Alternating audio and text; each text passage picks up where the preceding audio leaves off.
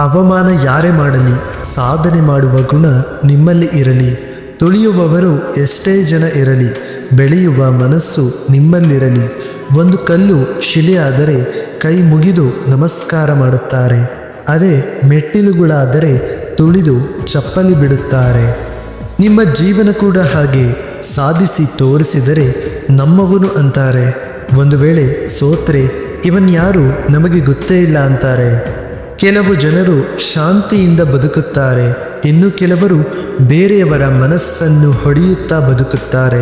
ಇದೇ ಈ ಮನುಷ್ಯನ ಕೊಳಕು ಪ್ರಪಂಚ.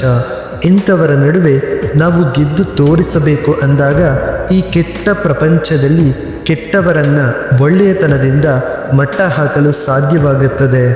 ಮನುಷ್ಯ ಹೇಗಿರುತ್ತಾನೆ ಅಂದರೆ ದಿನವಿಡೀ ಕೆಲಸ ಮಾಡುವುದು ಮತ್ತು ರಾತ್ರಿ ಉಳಿದಿರುವ ಜೀವನದ ಬಗ್ಗೆ ಯೋಚನೆ ಮಾಡುತ್ತಾ ಕುಳಿತುಕೊಳ್ಳುವುದು. ಇದರಲ್ಲಿ ಜೀವನವನ್ನು ಕಳೆಯುತ್ತಾನೆ ಮನುಷ್ಯ. ಈ ಜೀವನದಲ್ಲಿ ನೀವು ಸುಖವಾಗಿ ಬದುಕಬೇಕು ಅಂದರೆ, ಎಲ್ಲರೂ ನಿಮಗೆ ಮರ್ಯಾದೆ ಕೊಡ್ತಾರೆ ಅಂದರೆ, ನೀವು ಸುಖದ ಸಂಪತ್ತಿನಲ್ಲಿ ಬದುಕಬೇಕು ಅಂದರೆ ನಿಮ್ಮ ಬಳಿ ಹಣ ಇರಬೇಕು. ಅಂದ ಹಾಗೆ ಮಾತ್ರ ನಿಮಗೆ ಒಳ್ಳೆಯ ಗೌರವ ಸಿಗುತ್ತದೆ. ಎಲ್ಲಿ ಹಣ ಇರುತ್ತೋ ಅಲ್ಲಿ ಮರ್ಯಾದೆ, ಎಲ್ಲಿ ಹಣ ಇರುತ್ತೋ ಅಲ್ಲಿ ಗೌರವ, ಎಲ್ಲಿ ಹಣ ಇರುತ್ತೋ ಅಲ್ಲಿ ಪ್ರೀತಿ, ಎಲ್ಲಿ ಹಣ ಇರುತ್ತೋ ಅಲ್ಲಿ ಬಂಧು ಬಳಗ. ಯಾರ ಬಳಿ ಹಣ ಇರುತ್ತೋ ಅವರಿಗೆ ಈ ಜಗತ್ತಿನಲ್ಲಿ ಮರ್ಯಾದೆ ಸಿಗುವುದು. ಜೀವನದಲ್ಲಿ ಖುಷಿಯಾಗಿರಬೇಕು ಅಂದರೆ ಯಾರಿಂದಲೂ ಏನನ್ನೂ ಬಯಸಬಾರದು.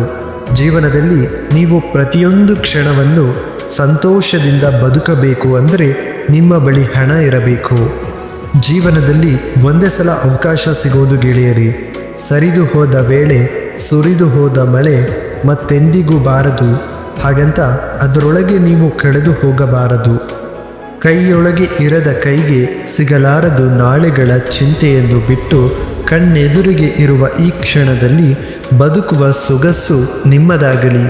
ಎಲ್ಲ ಗೊತ್ತಿದ್ದು ಗೊತ್ತಿಲ್ಲದಂತೆ ಇದ್ದು ಯಾರಿಗೂ ಅರ್ಥವಾಗದೆ ಉಳಿದು ಬಿಡಬೇಕು.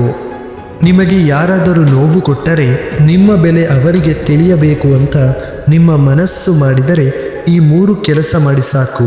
ಖಂಡಿತ ನಿಮ್ಮ ಬೆಲೆ ಅವರಿಗೆ ಗೊತ್ತಾಗುತ್ತೆ. ಜೀವನದಲ್ಲಿ ಅವರು ಯಾವತ್ತಿಗೂ ನಿಮ್ಮ ತಂಟೆಗೆ ಬರುವುದಿಲ್ಲ. 1. ಯಾರ ಬಗ್ಗೆನೂ ತಲೆ ಕೆಡಿಸಿಕೊಳ್ಳಬಾರದು. 2. ನಿಮ್ಮನ್ನು ಹೀಯಾಳಿಸಿದವರಿಗೆ ಮುಟ್ಟಿ ನೋಡಿಕೊಳ್ಳುವ ಪೆಟ್ಟನ್ನು ಕೊಡಬೇಕು. 3. ಅವರನ್ನು ನೀವು ಕಡೆಗಣಿಸಬೇಕು. ಮನುಷ್ಯ ತನ್ನ ಜನ್ಮದಿಂದಲೇ ಒಳ್ಳೆಯವನು ಅಥವಾ ಕೆಟ್ಟವನು ಆಗಿರುವುದಿಲ್ಲ. ಅವನ ಜೀವನದಲ್ಲಿ ಆಗುವ ಏರಿಳಿತದಿಂದ ಅಥವಾ ಸಮಯದ ಪ್ರಭಾವದಿಂದ ಅವನು ಕೆಟ್ಟವನು ಅಥವಾ ಒಳ್ಳೆಯವನು ಅಂತ ಗುರುತಿಸಿಕೊಳ್ಳುತ್ತಾನೆ ಅಷ್ಟೇ. ಪ್ರಯತ್ನಗಳಲ್ಲಿ ಸೋಲಾದರೆ ಪರವಾಗಿಲ್ಲ, ಆದರೆ ಪ್ರಯತ್ನಗಳನ್ನೇ ಮಾಡದಿರುವುದು ಜೀವನದಲ್ಲಿ ದೊಡ್ಡ ಸೋಲು. ನಡೆದಷ್ಟು ದಾರಿ ಇದೆ, ಪಡೆದಷ್ಟು ಭಾಗ್ಯವಿದೆ. ಯಾರ ಜೊತೆ ಎಷ್ಟರಲ್ಲಿ ಇರಬೇಕೋ ಅಷ್ಟರಲ್ಲಿ ಇರಬೇಕು. ಎಲ್ಲರೂ ನಮ್ಮವರು ಎಂದು ನಾವು ಒಳ್ಳೆತನ ತೋರಿಸಿದರೆ ನಮಗೆ ಕೆಟ್ಟವರು ಅನ್ನೋ ಪಟ್ಟ ಕಟ್ಟಿ ಚಟ್ಟ ಏರಿಸಿಬಿಡುತ್ತಾರೆ. ದಂಡಿಸೋ ಅವಕಾಶವಿದ್ದರೂ ದಂಡಿಸದೇ ಇರೋದನ್ನು ಸಹನೆ ಅನ್ನುತ್ತಾರೆ. ಬಿಟ್ಟು ಹೋಗುವುದಕ್ಕೆ ಹಲವಾರು ಕಾರಣಗಳಿದ್ದರೂ ಜೊತೆಯಾಗಿರೋದನ್ನು ಪ್ರೀತಿ ಅಂತಾರೆ.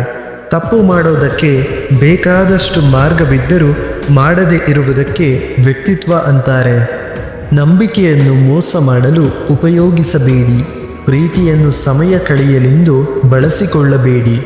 ಭಾವನೆಗಳ ಜೊತೆ ಆಟವಾಡಲು ನೋಡಬೇಡಿ. ಎಲ್ಲರಿಗೂ ಅವರದ್ದೇ ಆದ ವ್ಯಕ್ತಿತ್ವ ಇರುತ್ತದೆ. ಅವರ ಜೀವನದ ಜೊತೆ ಆಟವಾಡಬೇಡಿ. ಜೀವನದಲ್ಲಿ ಯಾವ ದಿನದ ಬಗ್ಗೆಯೂ ಪಶ್ಚಾತ್ತಾಪ ಪಡಬೇಡಿ. ಒಳ್ಳೆಯ ದಿನಗಳು ಸಂತೋಷ ಕೊಡುತ್ತವೆ, ಕೆಟ್ಟ ದಿನಗಳು ಅನುಭವದ ಜೊತೆ ಪಾಠ ಕಲಿಸುತ್ತವೆ. ಈ ಪ್ರಪಂಚದಲ್ಲಿ ಒಳ್ಳೆಯವರು ಮಾಡೋ ಚಿಕ್ಕ ತಪ್ಪು ಜನರಿಗೆ ತುಂಬ ಅಂದರೆ ತುಂಬ ದೊಡ್ಡದಾಗಿ ಕಾಣಿಸುತ್ತದೆ. ಅದೇ ಕೆಟ್ಟವರು ಮಾಡೋ ದೊಡ್ಡ ತಪ್ಪು ಜನರಿಗೆ ತುಂಬ ಅಂದರೆ ತುಂಬ ಚಿಕ್ಕದಾಗಿ ಕಾಣಿಸುತ್ತದೆ. ತಪ್ಪು ಮಾಡಿದಾಗ ಮಾತ್ರ ನಮಗೆ ನೆಪಗಳು, ಸುಳ್ಳುಗಳು, ಸಮರ್ಥನೆಗಳೆಲ್ಲವೂ ಬೇಕಾಗುತ್ತವೆ. ನಾವು ಸರಿಯಾಗಿದ್ದಾಗ ನಮಗೆ ಯಾವ ಸುಳ್ಳಿನ, ನೆಪದ, ಸಮರ್ಥನೆಗಳ ಅಗತ್ಯವೂ ಬೇಕಾಗುವುದಿಲ್ಲ. ನಮ್ಮನ್ನು ಹೊಗಳುತ್ತಿರುವ ಸಾವಿರಾರು ಜನರಿಗಿಂತ ತಪ್ಪು ಮಾಡಿದಾಗ ತಿದ್ದುವ ಒಬ್ಬ ಒಳ್ಳೆಯ ಮಿತ್ರ ಮತ್ತು ಗುರು ಇದ್ದರೆ ಸಾಕು. ಹೊಗಳಲು ತುಂಬ ಜನ ಸಿಗ್ತಾರೆ, ಆದರೆ ಎಡವಿದಾಗ ತಪ್ಪು ತಿದ್ದುವವರು ತುಂಬ ಕಡಿಮೆ ಮಂದಿ ಮಾತ್ರ. ನಿಮಗೆ ಕೆಟ್ಟದ್ದು ಮಾಡಿದವರು ಚೆನ್ನಾಗೇ ಇದ್ದಾರೆ, ನಾನು ಮಾತ್ರ ಕಷ್ಟಗಳಿಂದ ಕಣ್ಣೀರಿನಲ್ಲಿ ಕೈ ತೊಳೆಯುತ್ತಿದ್ದೇನೆ ಎಂದು ಕೊರಗಬೇಡಿ. ನಿಮ್ಮ ತಾಳ್ಮೆಗೆ ಬೆಲೆ ಖಂಡಿತ ಸಿಗುತ್ತದೆ. ಸುಮ್ಮನೆ ಇರಿ. ಹೇಗೆ ಭಗವಂತನ ಕೈಯಲ್ಲಿ ಎಲ್ಲವೂ ಇದ್ದರೂ ಸುಮ್ಮನೆ ಇರುತ್ತಾನಲ್ಲ, ಹಾಗೆ. ಹೊಗಳದಿದ್ದರೂ ಬೇಡ, ತೆಗಳದಿದ್ದರೆ ಸಾಕು. ಸಾಧಿಸದಿದ್ದರೂ ಬೇಡ, ಬಾಧಿಸದಿದ್ದರೆ ಸಾಕು. ಪರರರ ಸರಿ ತಪ್ಪು ಬೇಡ, ನಿನ್ನ ಆತ್ಮಕ್ಕೆ ನೀ ಸರಿ ಎನಿಸಿದರೆ ಸಾಕು. ಎದುರಾಳಿಯನ್ನು ಮಾತಿನಲ್ಲಿ ಬಾಯಿ ಮೇಲು ಮಾಡಿ ಗೆಲ್ಲುವುದಕ್ಕಿಂತ ಮೌನದಲ್ಲಿ ಸುಮ್ಮನಿದ್ದು ಗೆಲ್ಲುವುದು ಉತ್ತಮ. ಇಲ್ಲಿ ತನಕ ಆಗಿದ್ದೆಲ್ಲವೂ ಒಳ್ಳೆಯದೇ, ಸದ್ಯಕ್ಕೆ ಆಗುತ್ತಿರುವುದೆಲ್ಲವೂ ಒಳ್ಳೆಯದೇ, ಮುಂದೆ ಆಗುವುದೆಲ್ಲವೂ ಕೂಡ ಒಳ್ಳೆಯದೇ. ಆದ ಕಾರಣ ಯಾವುದಕ್ಕೂ ಕೂಡ ನೀವು ಜಾಸ್ತಿ ಚಿಂತಿಸದಿರಿ, ಜಾಸ್ತಿ ಕೊರಗದಿರಿ. ನಿಮ್ಮ ಕೆಲಸಗಳನ್ನು ನೀವು ಸರಿಯಾಗಿ ಮಾಡಿ, ಎಲ್ಲವೂ ಖಂಡಿತ ಒಳ್ಳೆಯದೇ ಆಗುತ್ತದೆ. ಪ್ರಾಣ ಉಳಿಸುವ ನೀರಿಗೆ ಪ್ರಾಣ ತೆಗೆಯುವ ಶಕ್ತಿಯೂ ಕೂಡ ಇರುತ್ತದೆ. ಆದ್ದರಿಂದ ಯಾರನ್ನು ಕೂಡ ಕಡೆಗಣಿಸಬಾರದು. ನೀವು ಯಾರನ್ನು ಮೋಸ ಮಾಡಿ ತುಳಿದಿದ್ದೀರೋ ಅವರಿಗೆ ನಿಮ್ಮನ್ನು ತುಳಿಯುವ ಶಕ್ತಿ ಖಂಡಿತ ಇರುತ್ತದೆ. ಒಬ್ಬರ ಕಣ್ಣೀರು ಕೇವಲ ಕಣ್ಣೀರಲ್ಲ, ಅದು ಶಾಪ. ಮೋಸ ಮಾಡಿ ಗೆದ್ದೆ ಎಂದು ಮೆರೆಯಬೇಡ, ಏಕೆಂದರೆ ನೀನು ಗೆದ್ದ ಗೆಲುವಿನ ಹಿಂದೆಯೇ ಭಯಂಕರ ಸೋಲು ಇದೆ. ಮೆರೆದವರನ್ನು ಭಗವಂತ ತುಳಿದು ಹಾಕುತ್ತಾನೆ. ಎಚ್ಚರಿಕೆ. ನಿಮ್ಮ ಕರ್ತವ್ಯದಿಂದ ದೂರ ಓಡಬೇಡಿ. ಅದರ ಪರಿಣಾಮ ಒಳ್ಳೆಯದಾಗಿರದಿದ್ದರೂ ಕೂಡ ನೀವು ಅದನ್ನು ಪೂರ್ಣಗೊಳಿಸಿ. ನಿಮ್ಮ ಕರ್ತವ್ಯವನ್ನು ನೀವು ಪ್ರಾಮಾಣಿಕವಾಗಿ ಮಾಡಿ, ಫಲಿತಾಂಶವನ್ನು ಭಗವಂತನಿಗೆ ಬಿಟ್ಟು ಬಿಡಿ. ಕೇವಲ ನಿಮ್ಮ ಕರ್ಮ ನಿಮ್ಮ ಕೈಯಲ್ಲಿದೆ, ಫಲ ನಿಮ್ಮ ಕೈಯಲ್ಲಿಲ್ಲ. ಆಗುವುದೆಲ್ಲ ಒಳ್ಳೆಯದಕ್ಕೆ ಎಂದು ನಂಬಿಕೆ ಇಡು. ಮುಂದಿನದ್ದು ಆ ಭಗವಂತ ನೋಡಿಕೊಳ್ಳುತ್ತಾನೆ. ಕಾಲಚಕ್ರ ತಿರುಗಿದಂತೆ ಎಲ್ಲವೂ ಕೂಡ ಬದಲಾಗುತ್ತದೆ. ಒಂದು ನೊಂದ ಜೀವಕ್ಕೆ ಧೈರ್ಯ, ನಂಬಿಕೆ ಮತ್ತು ದೇವರು ಇವುಗಳು ಮಾತ್ರ ಶಕ್ತಿ ಕೊಡುವುದಕ್ಕೆ ಸಾಧ್ಯ. ಭಗವಂತನನ್ನು ನಂಬಿ ಸಾಕು. ಅದೆಷ್ಟೇ ಕೆಟ್ಟದ್ದಾಗಲಿ, ಎಷ್ಟೇ ಕಷ್ಟಗಳಿರಲಿ, ನಿಮ್ಮನ್ನು ದಡ ಸೇರಿಸುತ್ತಾನೆ. ಕೆಟ್ಟ ದಿನಗಳು ಶಾಶ್ವತವಲ್ಲ. ಕೆಟ್ಟ ದಿನಗಳಲ್ಲಿ ಧೈರ್ಯ ಕಳೆದುಕೊಳ್ಳಬೇಡಿ. ಕೆಟ್ಟ ಸಮಯದಲ್ಲಿ ತಾಳ್ಮೆ ಕಳೆದುಕೊಳ್ಳಬೇಡಿ. ಸಮಯವೇ ನಿನ್ನ ಜೀವನಕ್ಕೆ ಒಂದು ಒಳ್ಳೆಯ ದಾರಿ ಕೊಡುತ್ತದೆ.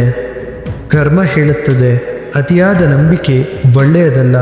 ನೀನು ಯಾರನ್ನು ಕಣ್ಣು ಮುಚ್ಚಿ ನಂಬಬೇಡ, ಯಾಕೆಂದರೆ ನೀನು ಕಣ್ಣು ಮುಚ್ಚಿ ಬಿಡುವಷ್ಟರಲ್ಲಿ ಮೋಸ ಮಾಡುವ ನಂಬಿಕೆ ದ್ರೋಹಿಗಳು ಇದ್ದಾರೆ.